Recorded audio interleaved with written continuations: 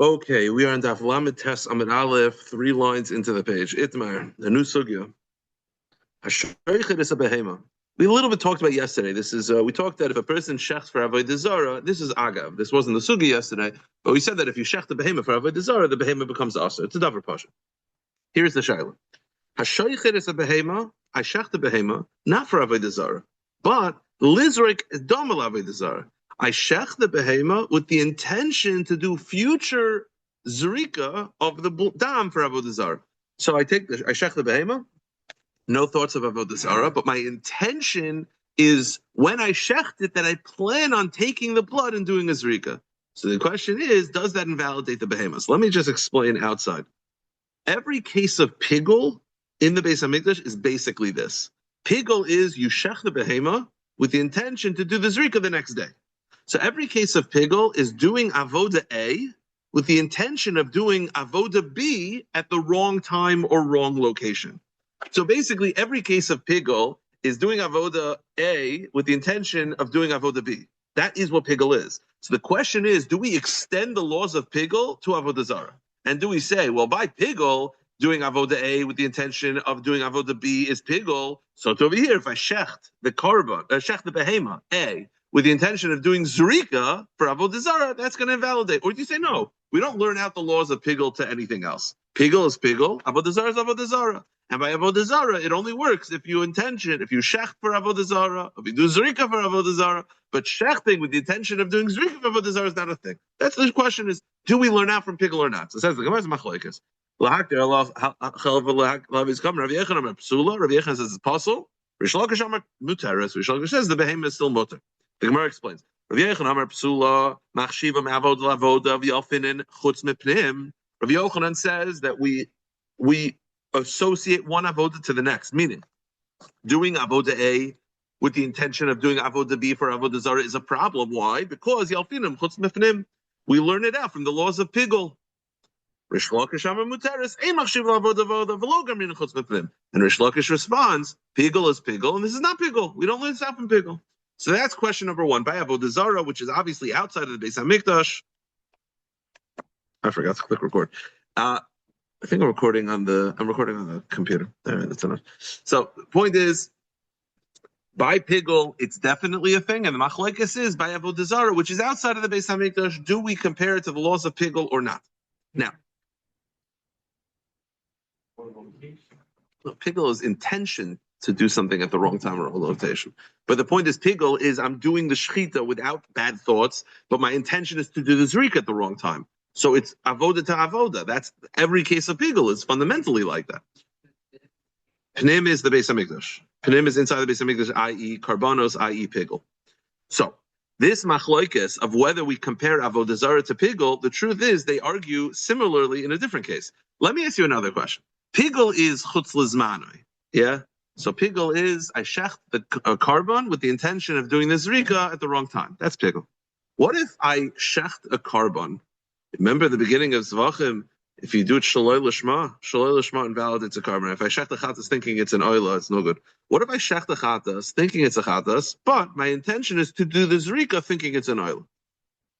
So I'm doing an invalid thought, very similar to pigul. It's mamish like pigul, but instead of pigul, it's shaloi lishma. Is that a problem?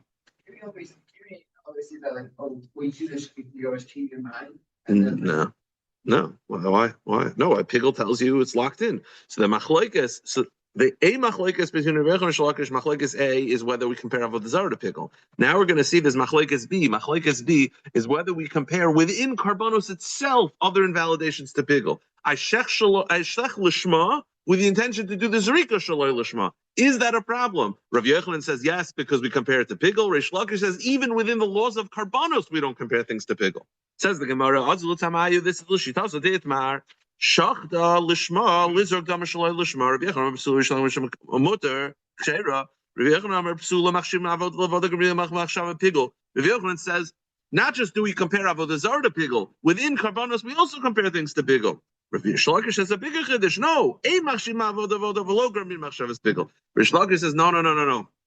The only thing that exists that we compare one avodah to the next is pigul.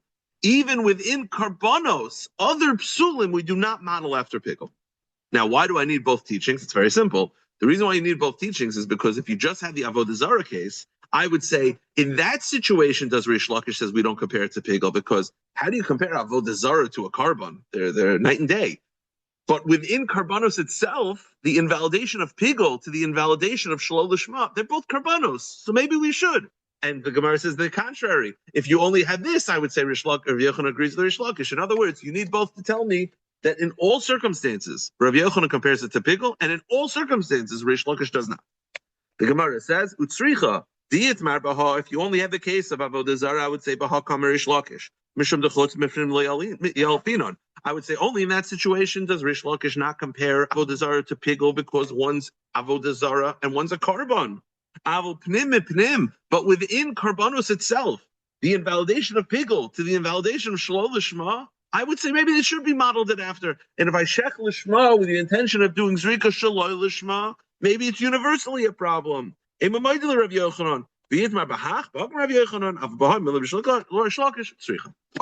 So just to summarize, what we have over here is as follows. You have Pigel is definitely a thing. Okay. So Pigel is shechting with the intention of doing Zrika at the wrong time. That's for sure a thing. The Machlokes, Rabbi Yochanan Rish Lakish, is twofold. Avodah Zarah and within Karbanos, meaning I shecht a behema with no idolatrous intent, but with the intention to do Zerika for Avodah Zarah. Rabbi Yochanan says no good, Rish Lakish says it's fine. That's one machlokes. And a second machlokes is within Karbanos itself, I do the Shchita Lishma with the intention to do the Zerika Shaloi Lishma. So I do an invalidation within Karbanos that's not Pigel. Is it a problem? Rabbi Yochanan says yes, Rish Lakish says no. So it's a two-way machlokes outside of the Beis HaMikdash and even within the Beis HaMikdash. It's another machlokes. Says the Gemara, I believe our Mishnah has shaychus. Now, our Mishnah did not talk about any of this, but let me explain to you the flow. This is just the derech of Shas. You'll have a Mishnah like ours, which is not really related to this discussion at all. The problem is the Mishnah, as it's written, is very hard to read. There's one line that's a little bit confusing. Now, when that happens, you have two choices. You can either explain the Mishnah in a simple way, or, as the Gemara will attempt at first, to say, well, if the Mishnah is not working, the Mishnah must be talking a completely different case, this case of Rabbi Yochanan Rish Lakish. So when you read the Mishnah, it has no seemingly on the surface level any shaychus to this discussion. It's just that there's a problem with the Mishnah. There's a problem with the syntax of how to read it. And at first, the Gemara is going to say, well, I have no other way to explain it other than it has to do with this discussion. To that, the Gemara is going to counter, no, there's a simple way to read it where it doesn't have to do with this. But let's see the Mishnah. Now, the Mishnah, just to review, was a machlokes between Tanoim. You had the Chachamim, Rav Eliezer, and Rabbi Yossi about whether basic machlokes is I shecht, I'm the shochet, you're the owner, you're a guy, I'm not having any thoughts of Avodah Zarah, you are. And Rabbi Yossi said, it's fine. We just care about the shochet. Why? Said Rabbi Yossi the following words, and you'll see there's a glaring issue with what he says. Rabbi Yossi, Kal v'choymer hadvarim. I have a kal v'choymer. Uma b'makom shamachshava poseles b'mikdashin. When it comes to the Beis HaMikdash, where machshava invalidates, right? Machshava definitely invalidates in the Beis HaMikdash by a carbon, and yet ein hakol hoylech echel achar oived. Says Rabbi Yossi, in the Beis HaMikdash, where machshava is a thing, yeah. Who do we go by? Do we go by the owner? Do we go by the kohen? We go by the kohen who's the shaychet. So if in the Beis HaMikdash, where machshava can actually invalidate, we go by the shaychet, look at these words, makom she'ein machshava poseles b'chulin, then outside of the Beis HaMikdash, where machshava cannot invalidate, kal v'chomer, you should go by the shaychet. What's the issue with those words? He's saying if in the Beis HaMikdash, where machshava is a thing, we go by the shaychet, then outside of the Beis HaMikdash, where machshava is not a thing, we should definitely go by the shaychet. Is the machshava not a thing outside of the Beis HaMikdash? Isn't every case of Avodah Zarah machshava and it invalidates? His argument is that if in the Beis HaMikdash, where machshava is able to invalidate, and that's the only place it can invalidate, you go by the shaychet, then outside of the Beis HaMikdash, where machshava is not a thing, it can't invalidate. Of course you should go by the shaychet. What do you mean it's the machshava is not a thing? That's the whole premise of Avodah Zarah. Avodah Zarah is outside of the Beis HaMikdash, and the machshava can invalidate. So what? So what? Who cares about pigul? I'm talking about avodah zarah. I'm talking that I'm the shaychet, you're the guy, you have avodah zarah thoughts. I don't. Says Rabbi Yossi, it's fine. Why? Because if in the Beis Hamikdash where machshava is the thing, it invalidates. It goes by the shaychet. Outside of Beis Hamikdash, machshava is not a thing. Whoa. What do you mean machshava is not a thing outside of Beis Hamikdash? Machshava is definitely a thing. Now you want to say it's maybe not as common a thing. Okay, but that's not what he said. That's okay. So now we have a problem with the Mishnah. The words don't read well. So you have two choices. You could either explain it very simply, which is, by the way, the Gemara eventually, I have to say it now, eventually the Gemara is going to say all the Mishnah means is that machshava is more of a common invalidation in the Beis Hamikdash, because in the Beis Hamikdash, if a kohen, let's say you have machshava as psul, whatever machshava as psul is, I don't know, pigul or lishma, shloi lishma, how many opportunities do you have to invalidate a carbon? You have 4, because you could have machshava as pigul by the shchita, by the Kabbalah, by the halacha, or by the zrika. Outside of the Beis Hamikdash by avodah zarah, how many opportunities do you have? Just 2, shchita and zrika. So the Gemara eventually, there's a simple way to read the Mishnah, and I think that's what you were alluding to, is that the Mishnah doesn't mean that machshava is not a thing outside of the Beis Hamikdash. It's just less frequently. Because in the Beis Hamikdash, when you're doing a carbon, you have 4 avodas that you could have invalid thoughts. In the base, outside of the Beis Hamikdash by avodah zarah, you could have invalid thoughts, but only during the shechit and the zrika. There's no kabbalah for avodah zarah. There's no halacha for avodah zarah. It's just those 2. So it's a thing. It's just less common. And so says Rabbi Yossi, if in the Beis Hamikdash where it's very, very a common application, it goes by the shaychet. Outside of Beis Hamikdash, which is infrequent, definitely should go by the shaychet. Very simple way to read it. But for some reason, the Gemara at first says, because you have a problem with this Mishnah, I think the Mishnah means something entirely different. That is somehow related to Rav Yochanan and Rish Lakish. So says the Gemara, "My ein machshavas paiseles b'chul." And what does the Mishnah mean that there's no machshava outside of the Beis Hamikdash? What about avodah zarah? Says the Gemara, Ella pshita me'avodah lavodah. You know what the Mishnah means? Of course, you can have machshavas avodah zarah outside the Beis Hamikdash. All the Mishnah means is like this: if in the Beis Hamikdash, where not just you could have machshavas psul, you could do machshava me'avodah lavodah, pigul, I think, which is what you were alluding to. Meaning, not just pigul. I'm sorry, actually, not just pigul. If in the Beis Hamikdash, you could have a machshava from an avodah to an avodah, meaning the Beis Hamikdash, not only can I invalidate a carbon with bad thoughts, I could invalidate a carbon by planning on doing bad thoughts in the next avodah. Meaning, I could shecht without any bad thoughts, but with the intention to do the zrika invalid, and that invalidates it. So in the Beis Hamikdash, machshivan me'avodah lavodah, ma makush machshavas posels mi'mukdashim avodah lavodah, ein hakol oved. Makom she'ein machshavas posels b'chul makom lavodah avodah el ba'os avodah ein adin shlei hakol hoylech achar shaychet. So what he means is as follows: if in the Beis Hamikdash, where we invalidate based on a future avodah, meaning doing avodah A with the intention of doing avodah B invalidates the carbon, and still we go by the shaychet. So outside of the Beis Hamikdash, where that's not a thing, kavachayim, you should go by the shaychet. That is attempt number 1. Now, if that's the way you read the Mishnah, then this is what the Mishnah is telling us. Okay, the Mishnah is telling us that outside of the Beis Hamikdash, there's no such thing as avodah lavodah. Now, pause. That is not like Rav Yochanan, because if you remember, just to review the opinions, everyone agrees pigul's a thing.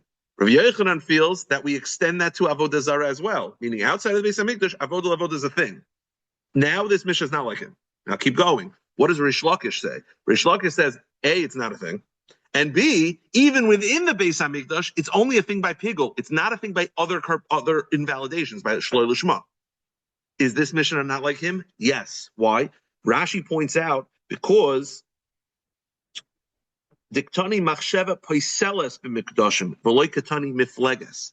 When the Mishnah says that in the Beis Hamikdash you could invalidate from avodah lavodah, it doesn't say pigul. That's why you said before pigul. It doesn't say pigul. It says poseles, which means all bad thoughts can invalidate. So not only is this Mishnah not like Rav Yochanan, because it does not extend it to avodah zarah, which Rav Yochanan does, but even within the Beis Hamikdash, in other words, according to this Mishnah, it's binary. In the Beis Hamikdash, all things are invalid avodah lavodah. Outside of the Beis Hamikdash, nothing is invalid avodah lavodah. So it's a hard line down the Beis Hamikdash to outside of the Beis Hamikdash. Nobody holds that way. Why? Because Rav Yochanan extends it outside of the Beis Hamikdash, and Rish Lakish feels that even within the Beis Hamikdash, it's only pigul. This Mishnah, it sort of drew a line between the Beis Hamikdash and outside the Beis Hamikdash. Everything in the Beis Hamikdash, avodah lavodah. Everything outside the Beis Hamikdash, not avodah lavodah. Nobody holds that way. So this Mishnah is not like Rabbi Yochanan, and it's not like Rish Lakish. So it says the Gemara, only because we're interpreting the Mishnah this way. And I told you we're forced into it because the Mishnah on a surface level is hard to read, but there is a way to read it, which the Gemara will do in a second. So it says the Gemara, Panim kasha l'Rish Lakish, chutz kasha l'Rav Yochanan. This Mishnah is not like either opinion. So the Gemara says, answer number one is according to Rish Lakish, Bishleim p'nim l'Rish Lakish lo kasha, ha-mekamed d'shamim Rav Yochanan, ha-lebasa d'shamim Rav Yochanan. Answer number one is Rish Lakish could work with the Mishnah. How so? This Mishnah was before he heard Rav Yochanan's opinion. Meaning, this Mishnah says that this Mishnah does not ha-mekamed d'shamim Rav Yochanan, ha-lebasa d'shamim Rav Yochanan. So Rashi tells them, let's see Rashi for 1 second, because this is a shtickle pellet. Gemara says, Bishloima panim l'Rish Lakish l'kasha ikla meimer mekame d'shamar lahachma asisam Rav Yochanan Rabbi have a polig asvar the Rabbi but mistab the loy afinon the labasa d'shamar lahachma asisam Rav Yochanan Rabbi v'yoda the lav svar the Rav Yochanan Rabbi el masisan he the gamrina psul mepigel ikla meimer the haderbe. Originally, he argued with Rav Yochanan, and then when he heard the Mishnah, he retracted his view. So, okay, so the Gemara is saying, yeah. Yeah, so the Gemara is saying like this. According to Rish Lakish, it does not extend to outside of the Beis Hamikdash. The problem is, so the Gemara is saying, so it's not like Rish Lakish because what was the Nakuda why it's not like Rish Lakish? I'm just tired. Rish Lakish held that it only applies to Pigel. This Mishnah implies that it applies not just to Pigel, it implies to other Psulim as well. So he's not like our Mishnah. So the Gemara says, you're right. Originally, he argued with Rav Yochanan, and then when he heard the Mishnah, he retracted his view. Look at Taisus for 1 second. Look at the bottom Taisus, one line. Taisus says, my teretzu. Well, what is this teretz exactly? Shemitayr Shamar Rish Lakish Kodim Shalom on a Mishnah? What? It's one of those things where Daf Yomi I can get away with it, but if you actually think about what I'm saying, this doesn't make much sense. Rish Lakish is not like the Mishnah. So the Gemara says, well, okay, originally he was not like the Mishnah, and then once Rabbi Yochanan taught him the Mishnah, he was chayzer. You think he gave his first view without knowing Mishnayos? That's no. Taisa says, my teretz is that. What is going on? So the truth is, I saw that the Marsha brings down that there are some Gersos who take out this entire line because there's no way. Rish Lakish did not say his opinion without knowing Mishnayos. It's a pelagavo. Taisa doesn't explain. Okay, but the point is, so that's the kasha and Rish Lakish. But at least you could Rish Lakish, you could say, well, okay, he was chayzer because he found that the Mishnah is not like him, so he was chayzer. But Rav Yochanan is not like the Mishnah because Rav Yochanan says it extends to Avodah Zarah, and that's not how we're interpreting the Mishnah. Bishlam epanim l'Rish Lakish l'kasha the mekami d'shamar Rav Yochanan. Eholabasa d'shamar Rav Yochanan. The chutz kasha Rav Yochanan. So the Gemara says, you know what the answer is? Scratch this entire thing. This entire interpretation of the Mishnah that the Mishnah is referring to Avodah, it's not true. All the Mishnah, there's a simple way to read the Mishnah. Okay, what was the problem? Rabbi Yossi was saying is that if the shochet has no bad thoughts, but the owner does, it's fine. Why? Kal v'chomer. If in the Beis Hamikdash where machshava is a thing, we go by the shochet. Outside Beis Hamikdash where machshava is not a thing, kal v'chomer, we should go by the shochet. So he asked the kasha. What do you mean machshava is not a thing outside of Beis Hamikdash? Is that the whole premise of Avodah Zarah? So because of that kasha, we had to interpret it differently. No, it's very simple. All he meant is, in the Beis HaMikdash, where there's ample opportunity to have machshavas psul, because you can have machshavas psul by shchita, kabbalah, zrika, and halacha, still we go by the shaychet. Outside of the Beis HaMikdash, where avodah zarah intent only invalidates two avodas, the shchita and the zrika, kabbalah we should go by the shaychet. He's not talking about avodah anymore. Says the Gemara, hu ma'isel hu mafarak la, ba'arba avodas v'hachi kamar. Uma b'makom shamachshava pesels mukdashim ba'arba avodas. Ena kol hilach achar achar ovid. Go to the next page. Makom she'en machshava pesels b'chulum shtei avodas. In adin shlei elo hilach ela achar shaychet. Okay, so there's no shaychet to Rav Yochanan Rish Lakish. Simple. Just to finish up the sugya, Tanya kavas Rav Yochanan. We have a brisa that backs up Rav Yochanan. What does the brisa say? Hashaychet es a behema. If I shecht an animal with no idolatrous intent, but lizork dam avodah zarah, but with the intention of doing zrika for avodah zarah, l'haktachav avodah zarah, harei luziv chemesim. The animal is aser v'hana. That is mafurish, Rav Yochanan's opinion, and not like Rish Lakish. Good. Now, what we're going to do until the end of the daf, until the Mishnah, is the next line of the brisa. This next line of the brisa is the follows. Shachta v'acher kach chishev aleha. The way Rashi explains what it means like this. I'm a Jew who's clearly not so religious. Okay, you'll see in a moment because I plan on doing avodah zarah, so I can't be that frum, not such a big frumuk. So I take an animal and I shecht it. Now, I did not express any idolatrous intent when I shechted the animal. I'm the owner. Forget about who's the owner. I'm the owner. Okay, I shecht it, no idolatrous intent. But then afterwards, after I shecht it, then I say, oh, I wanted the shechita to be for avodah zarah. So I shechted it, no expressed intent for avodah zarah. But then 2 minutes later, I'm like, I wanted that to be for avodah zarah. What's the halacha? I don't know. That's the question. The Gemara says, the question was posed. Now, again, I don't really know what the shaila is, to be honest with you. I mean, I know the words that I'm telling you. I shechted without idolatrous intent, and then afterwards I say, I want it to be for avodah zarah. So this is the shaila.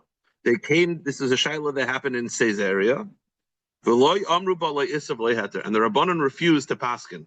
Not for Isser, not for Heter. In other words, the way the Mefarshim explained, they were unsure. Now, what exactly is the shaila, and what was confusing them? So attempt number one is as follows. Let me say all this outside, and we'll see it inside. Attempt number one of the shaila, meaning what's bothering them? What's the shaila exactly? So the Gemara says, perhaps the shaila is related to our Mishnah. What was our Mishnah shaila? The first two opinions in the Mishnah, Tanakama and Rav Eliezer, was as follows. I have a guy, both the Tanakama and Rav Eliezer believe that the owner can invalidate not just the shaykhid. What was the machlekes Tanakama and Rav Eliezer? If you remember from yesterday, the machlekes Tanakama and Rav Eliezer is stam machshava for a guy avodah zarah or not. So mitzias is stam machshavas avodah zarah a guy for avodah zarah. Perhaps that's the same thing over here. You have over here a Jew who's clearly avodah zarah because he's saying that he's going to do avodah zarah. So he's clearly not such a frum Jew. Do we say the same thing? He shechted it without expressed intent. Afterwards, he says, "I want it to be for avodah zarah." I don't care about we don't go back in time. That's not a thing. The question is then.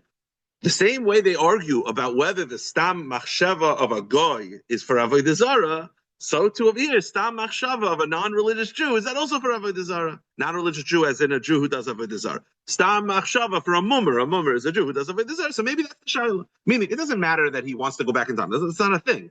The machlekes is, he did not express it at the time, he expressed it later. The same way they argue by the stam machshava of a goy, they'll also argue by the mastam machshava of a mummer of a Jew. Now, here's the issue.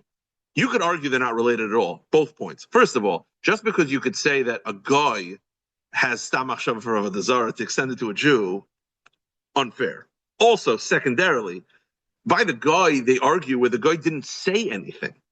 The guy didn't say a word. You just stam shechted it. The question is he thinking of avodah zarah? Over here, the Jew said, I want it to be for avodah zarah afterwards. So that indicates that he's more avodah zarah minded. So the truth is they're unrelated. So the Gemara at first believes that maybe it's the same machlokas, but the Gemara argues they're not related on both parts. First of all, it's unfair to compare Goy to a Jew, and meaning Goy's worse, or the opposite. Maybe the Jew's worse because the guy didn't even say he wanted to do avodah zarah. The Jew said afterwards, "I wanted to be for avodah zarah," so maybe that's worse. And because of that, the Gemara is going to scrap it and try to figure out another reason what the shaila was. He has to say afterwards that, this is for avodah zarah. Instead of being like that his check was not for avodah zarah at all. No, not necessarily.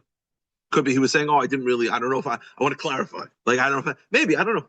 So according to this version, by the way, it really doesn't matter what happened afterwards. It's not like I want to go back in time. He's just saying, I want to have avodah zarah intent. It's just basically showing he's an avodah zarah dikkiyid. Says the Gemara,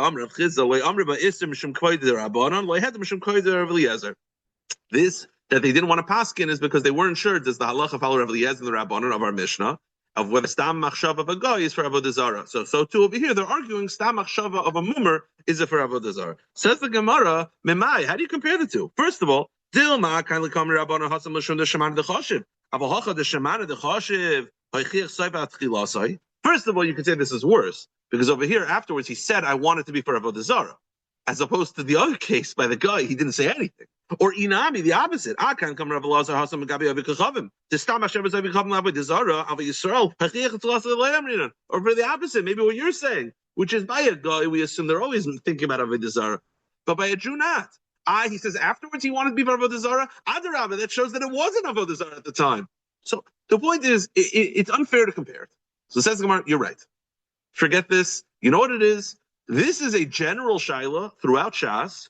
Do we say that the ends sort of, not justifies, but the end situation clarify the original part? Meaning, I don't know how to say it in English. Means that the conclusion reveals the intent of the onset. Meaning, I'm doing something without clarifying my intent, but at the end, I clearly show that that's where I was at. Do we sort of go back in time and say, well, that's clearly your machshava? Or do you say, no, we don't? You understand? That the end of this situation clarifies what the intent was before. In other words, in this case, you have a Jew who did not say that he had machshava for Avodah Zarah. So you say it's fine. But afterwards, he says he wanted it to be. So do we say that we go at the time he didn't have machshava? Do you say, no, hochiach sofo, his sofo was Avodah Zarah intent, that clarifies al tchilaso, that we go back in time and say, Mistama, that's what he meant as well. Even if he didn't necessarily express it at the time, we go back in time basically to put in desired intent. So it's a fundamental shayla throughout Shas. Says the Gemara, this shayla of Seifa al tchilaso is related to the shita of Rishim Gamliel. Meaning Rishim Gamliel throughout Shas talks about this. Where did Rishim Gamliel talk about this? Says the Gemara, hi Rishim Gamliel. Where is this Rishim Gamliel? So the Gemara says, at first it attempts as follows. Maybe it's Rishim Gamliel of Gittin. What's the case of Gittin? It's none. Habari Sha'amar Kis V'Galishti. Very, very simple. I'll run through this because it's getting late. A healthy person writes a get for his wife. And he says, not writes a get, he tells a shliach write a get. Now the halacha is if it's a healthy person and he says write a get, they're not allowed to deliver it because he never said deliver the get. Now, you'd say to yourself, why is a healthy person saying write a get for my wife if he doesn't intend to deliver it? Because he's messed up and him and his wife have an unhealthy marriage. He wants to threaten her with writing a get, but he doesn't want to deliver it. Now, if he was dying and he says write a get, we understand a dying person who says write a get, he obviously wanted to deliver it and he just didn't express that. But a healthy person who says write a get, we're not allowed to deliver it. The shliach is not allowed to do more than he was appointed to. Says the Mishnah, he only intends to taunt her. He's not intending to actually deliver. He just wants her to see the get written on the table to make the marriage more unhealthy. But now, that's by a healthy person. Umaysa bebari, and the story goes with a healthy person. He said, write a get for my wife. Now stop right there. At that point, are they allowed to deliver it? No, because he said write. He did not say deliver. But what happened? He went to the roof and he died. Now, two options of what happened. He either killed himself, jumped off the roof, or he was blown off the roof by a wind. So, says the Gemara, if he jumped off the roof, then it's a get. Now, wait a minute. I thought you said that it's only a get if he's dying. He's not dying. We'll have to point that out in a second. But ain't a get. But if he was blown off the roof, it's not a get. Now, says the Gemara, Avina, but Maisa Lister, isn't this a contradictory story? You at first told me that if you tell your wife, if you're a healthy person, healthy as in not dying, I'm not talking about emotional, I'm talking physical health. If I say to my wife, I say to a shliach, write a get for my wife, and I'm healthy, they are not allowed to deliver it. Then what's the halacha? I say, write a get for my wife, I go to the roof, I jump off. Then they're allowed to deliver it. Well, why? I thought he's healthy. The answer is this is a source where the ends reveal the beginning. Normally, we say that when a healthy person says write a get, he's not intending to deliver it. But in this case, where he's going to kill himself, he obviously knows that his life is ending from his perspective. And the sofo reveals the tchilaso. This is the source of Shimon Leal that we say, sofo, hochiach sofo al tchilaso. Says the Gemara, Maisa Lister, b'chasur mefso hachitoni. Im hochiach sofo al tchilaso, reis a get. Umaisa nami b'bari shamar kisva get l'ishri, b'ol legag v'nafal l'meis, amar Shimon Leal, im at v'nafal reis a get, im ruach t'chasa in a get. So you see over here, the Shimon Leal's mechadish, that we say, hochiach sofo al tchilaso, says the Gemara. So that's so too over here with our discussion as well. Because he said, normally when a guy's healthy and he says, write a get from my wife, he doesn't intend to deliver it. But over here, when he jumped off the roof, he obviously knew his life was ending. And when he said, right, to get from a wife, he didn't mean to just taunt her or make the marriage more unhealthy. He obviously knew he's not going to be around anymore, and he doesn't want his wife to do Yibum. No. I'm talking about a case where you see him jumping off. I said, it says, see you jumping off. So the point is, I'm not talking about practical halacha. Practical halacha, we have no idea. But the point is, the guy said, I'm jumping, and he jumps. Okay. The point is, then he could deliver a get. Why? Because the saifa is hachiach hatrilas. So to over here, a Jew shechs, and then afterwards he says, I want it to be for Avodah Zarah. Says the Gemara, V'dil mashani hasan damer kisfu. It's not fair though. Over there, before the get was delivered, he already said kisvu. Meaning, maybe we only say hachiach sofa atril also when he planted the seeds earlier. I mean, in this case, he shechs without any idolatrous intent. And then afterwards he says, I want to go back. There's no going back in time. What about the get? Over there, before he went to kill himself, he already said kisvu. He already started the ball in motion. So that's not fair. That's not fair. That's not comparable. In the case of Avodah Zarah, there is no indication he had any idolatrous intent at the time of the shechita. Then afterwards, he wants to go back in time. That's not Ocheach Sof Al Tchilasa. Maybe Ocheach Sof Al Tchilasa was only where he planted the seeds earlier. Like if he went right before he shechts, if he's like, I'm thinking about doing Avodah Zarah, or maybe I like Avodah Zarah. That's one thing. That's just, you just want to go back in time. That's not fair. That's not the same Rishon Gamliel. So says the Gemara, I'll tell you a different source. That's a longer daf than I thought. Elam Ravina, Mishum Kvoide, Rishon Gamliel Mehacha. The Tanya, okay, we see it outside, we'll see it inside. Person writes his entire, okay, I say, listen, everything I own, including my Avodim, belong to Menashe. Okay, so it goes to Menashe. The Avodim go to Menashe, and Menashe is like, don't want you. Don't want it. Nope. So you know what the halach is? Machlokes. Says the Gemara, so the question is, who does everyone belong to? Me still or Menashe? And what's in the gay? Let's say Menashe is a kohen. The Tanna Kama says that if Menashe, who's the second person, is a kohen, the slaves can eat the truma. Why? In other words, it goes to Menashe. Now that's a pella, by the way. He's saying, I don't want them. What do you mean? You can't force someone to take a gift. So it's a pella. Rishon Gamliel says, Kibbutz Shamar Lo, Yeshem Hen Kvar Zach Ben Yarshim. Rishon Gamliel says, no. If the guy doesn't want to take him, it stays mine. So in other words, a simple machlokes seems to be, I say everything belongs to Menashe. Menashe says, don't want it. And the Tanna Kama says, it's his. And Rishon Gamliel says, it's still mine. Now, I would think Rishon Gamliel is 100% correct. You can't force someone to receive a gift. So what's going on over here? So says the Gemara.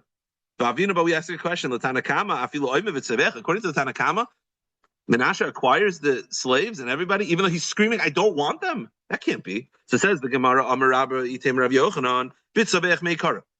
It answers as follows.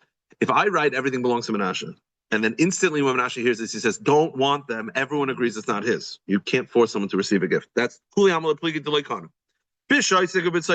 And the opposite. If I say everything belongs to Menashe, and then originally he accepts it, just 2 minutes. So originally he says, he's quiet, right? Shtika kahida. Originally he's shaisik. And then he says afterwards, I don't want them. Then everyone agrees it's too late. Once you do shtika kahida, it's already yours. The case is where in front of, again, I say everything should belong to Menashe, but I said, I'm going to give it through Rabbi. You're going to do Mr. Lorch is going to do the kinyan. He's going to do the kinyan for Menashe, all in front of Menashe. And at first Menashe is quiet. And then afterwards he says, I don't want them. The question then is, what's going on? So the Gemara says, Tana Kama Savar Midashasa Kanenu Vahidaka Savach Meheder Kahadarbe. The Tana Kama says, well, at first, originally, he did not express his displeasure. Meaning, again, this is all in front of Menashe. I say everything belongs to him, but I want Mr. Lorch to do the kinyan. Mr. Lorch does the kinyan, and then Menashe originally gives it like a minute where he's quiet, he's watching, and then he says, don't want him. So the Tana Kama says, well, if he originally didn't object, that means that he acquired it, and then he can't refuse. Then it's just like you want to try to make something you have ownerless. It doesn't work. Rav Shimon Gamliel says, no, we look at the end intent, and the end revealed the original intent. The fact that he argued at the end indicates he never wanted it. Why didn't he object originally in the beginning? He thought to himself, what do I have to argue for? It's not mine yet. He didn't realize that by Mr. Lorch making the kinyan, it automatically becomes his. He thought, I didn't have to fight it yet. Then once he realizes, no, he's doing the kinyan for me, then he's going to object. In other words, Shem Gamliel says,